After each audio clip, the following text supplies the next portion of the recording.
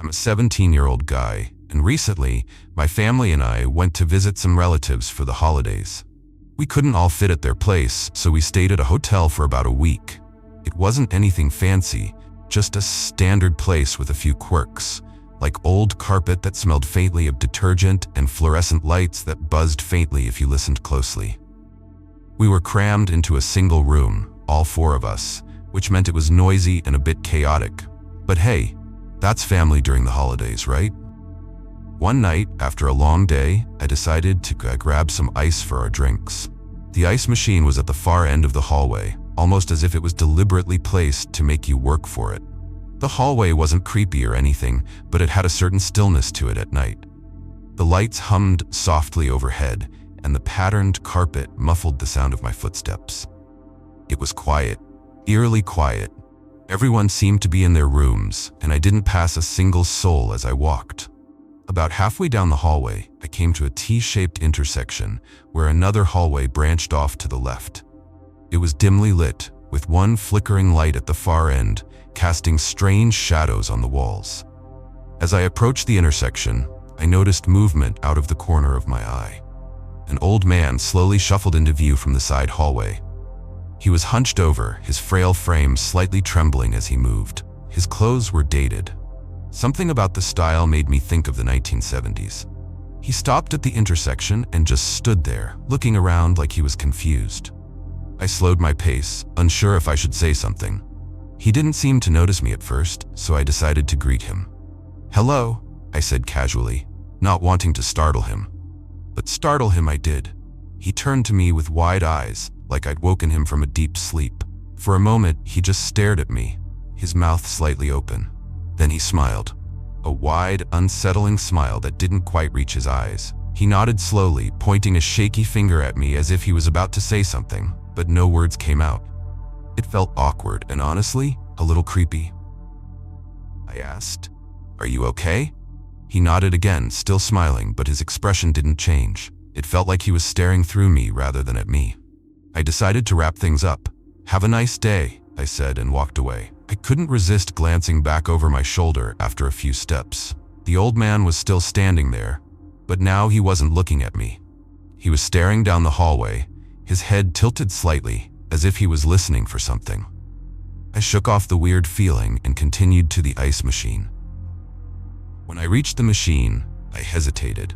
Something about the encounter didn't sit right with me. What if the man was lost? What if he was someone's grandpa, wandering around confused? Feeling a pang of guilt, I decided to go back and check on him. But when I returned to the intersection, he was gone. The hallway was empty, and the only place he could have gone was back down the hall he'd come from. I hurried that way, walking quickly now, but there was no sign of him. The hallway was long and completely empty. The only sound was the faint hum of the lights overhead. Then I noticed something strange. The air felt colder, much colder than before. Goosebumps prickled my skin, and I suddenly felt like I wasn't alone. I turned slowly, scanning the empty hallways. That's when I saw it. At the far end of the hallway where the flickering light was, a shadow moved. It wasn't the shadow of someone walking. It was too fluid, unnatural. The shadow seemed to grow larger, spreading across the wall like ink in water. My chest tightened, and my instincts screamed at me to leave. But I couldn't move. My feet felt rooted to the spot as the shadow continued to spread, crawling closer. And then, just as quickly as it had appeared, it vanished. I let out a shaky breath, trying to convince myself it was just a trick of the light. But before I could take another step, I heard something. A faint sound, like the creak of an old floorboard. It came from behind me. My heart pounded as I turned around, expecting to see the old man or worse. But there was nothing there, just the empty hallway stretching back toward the ice machine. I hurried back to my room, my pulse racing. As I opened the door, I glanced back one last time, half expecting to see the old man standing there, smiling that strange smile. But the hallway was empty. I stepped inside, locked the door, and tried to push the encounter out of my mind. That night, I couldn't sleep. Every creak and groan of the hotel seemed louder than usual, and I couldn't shake the feeling that I was being watched. When I finally drifted off, I dreamed of the old man. His wide eyes and eerie smile burned into my memory. The next morning, I asked the hotel staff if there had been any reports of a lost elderly guest. The receptionist looked at me curiously and shook her head.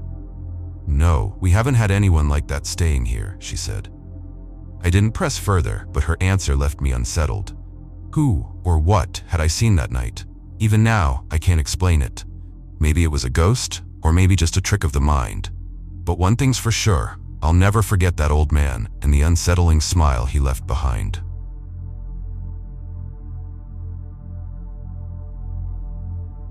I've never been one to believe in ghosts, but my family tells a story that makes even me pause sometimes. It's about a house we lived in when I was just 6 years old. They call it the story of House 404.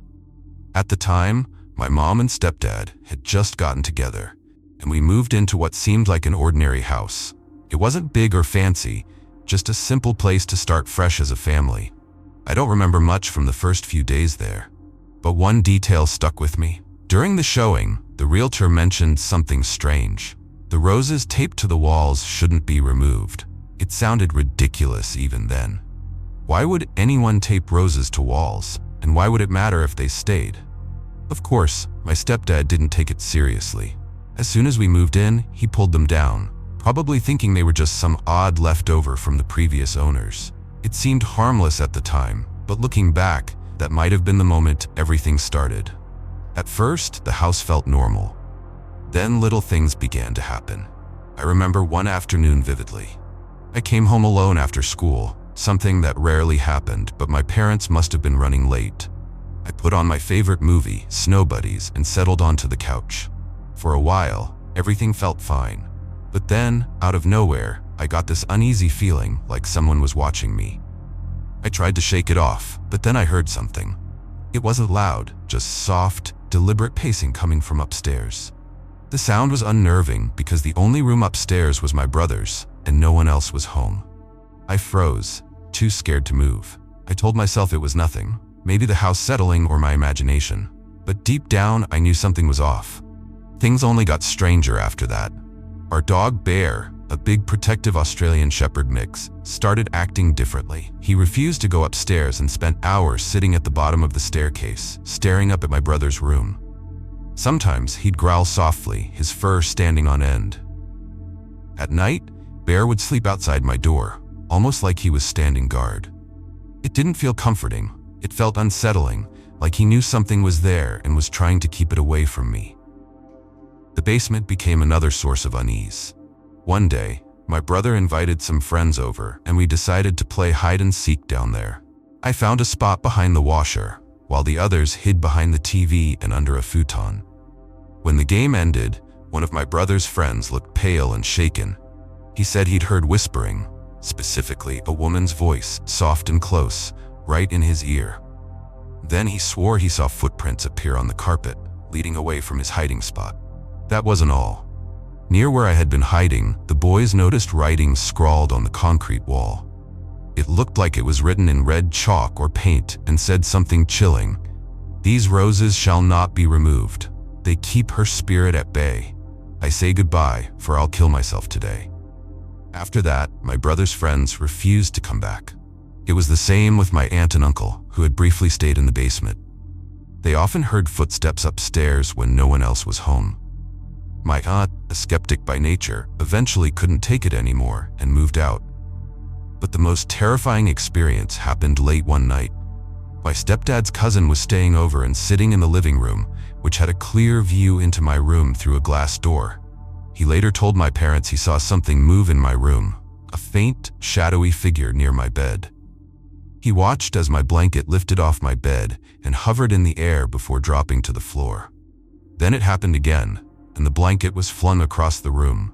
Moments later, he swore he saw me lifted out of my bed and thrown to the floor near my dresser. My stepdad rushed in and found me crying on the floor.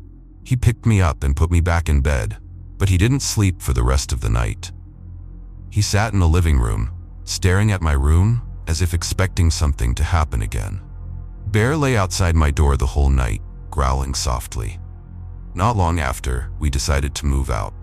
The house had become unbearable. Years later, curiosity got the better of me, and I started researching its history. That's when I learned the truth about what had happened there. A man had killed his wife in that house just days after their wedding. He had then hanged himself in my brother's room. Her body was later discovered, sealed inside a crawl space in the closet, right where we sometimes heard scratching sounds. The roses taped to the walls had been from their wedding. According to the note scrawled in the basement, they were meant to keep her spirit contained. Removing them seemed to unleash something angry and vengeful. My family believes the spirit targeted me because the woman had been pregnant at the time of her death.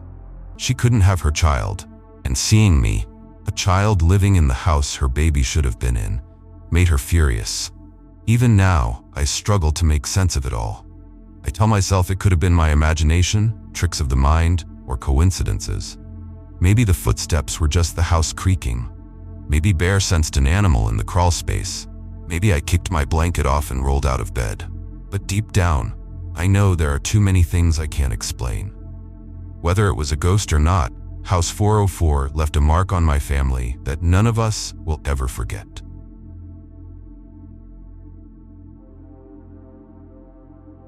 It all started in September when I went on a trip to Barcelona with my dad.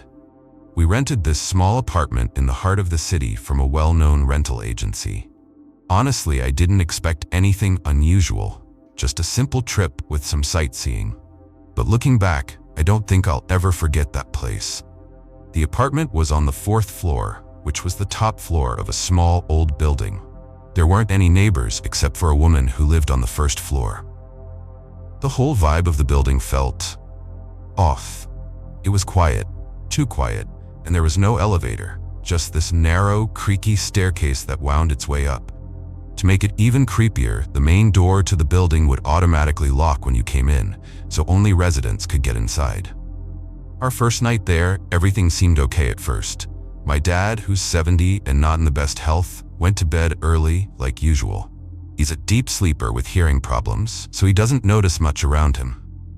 Meanwhile, I stayed up in the living room, chatting with my boyfriend on video call. That's when I heard it for the first time. It was faint at first, just the sound of footsteps on the stairs, up and down, slow and deliberate.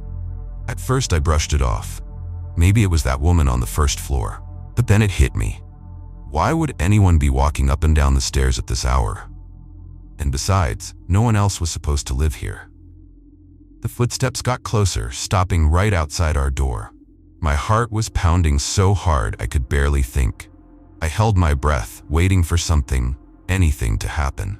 But after a few minutes, the footsteps faded away. The next morning, I told my dad about it. He just shrugged and said maybe it was the woman downstairs. He didn't seem bothered at all, which honestly annoyed me because it felt like he wasn't taking it seriously. Later that day, we were getting ready to head out. My dad took his morning medicine from this little green bag he always keeps on the kitchen table. We spent the day exploring the city, and by the time we got back, it was already dark. When it was time for my dad to take his night medicine, we couldn't find the bag anywhere. It wasn't on the table where we left it. We searched the whole apartment, and eventually, we found it shoved into a tiny corner behind the TV. It didn't make any sense. My dad tried to explain it away, saying maybe someone from the rental agency came in to clean and moved it, but the place was still a mess. Dust on the floor, the same unwashed dishes in the sink. No one had been there. That night, I heard the footsteps again. This time, I didn't even try to figure it out. I just pulled the blanket over my head and hoped it would stop. The 3rd day passed quietly. I almost convinced myself that maybe I was imagining things. But then, the 4th and final night came, and that's when everything fell apart. I stayed up late again, talking to my boyfriend on video call while my dad slept in the bedroom. At one point, my boyfriend asked me if my dad had gotten up. I said no, and we kept talking like normal. I didn't think much of it. Later, I went to the bathroom to do my skincare routine. For some context, my dad is diabetic and uses the bathroom a lot. If I'm in there too long, he usually knocks on the door to let me know he needs to go. As I was washing my face, leaning against the door, I heard 3 loud knocks. Without thinking, I rolled my eyes and said, "Here we go again." I opened the door, ready to let him in. But when I looked outside, no one was there. My dad was still in bed, sound asleep. My stomach dropped and this cold, heavy feeling washed over me. My boyfriend, still on the phone, was just as shocked. He'd heard the knocking too. That's when he told me something that made my blood run cold. Earlier, when he asked if my dad had gotten up, it was because he heard footsteps behind me and saw a shadow move across the room. I didn't know what to do. I grabbed my phone, ran to my room, and hid under the covers. I barely slept that night. Every little sound felt amplified, like the apartment itself was alive and watching me. Before dawn, we packed our bags and left for the airport. I didn't look back, not even once. But here's the thing. As I replayed everything in my head, more details started to stick out, like the fact that the footsteps always stopped at our door but never knocked or tried to come in, at least until that final night. Or the strange way the apartment always felt colder than it should have, especially near the bathroom and the living room. There was one more thing I remembered later. The building itself. It wasn't just old, it felt abandoned. The walls had cracks that seemed too deep, like they were holding secrets. And that staircase? It always smelled faintly of mildew, like it had been left to rot. I've tried to make sense of it all, but I can't. Maybe it was my imagination, maybe there's a logical explanation, or maybe, just maybe, there's something about that apartment that no one will ever understand.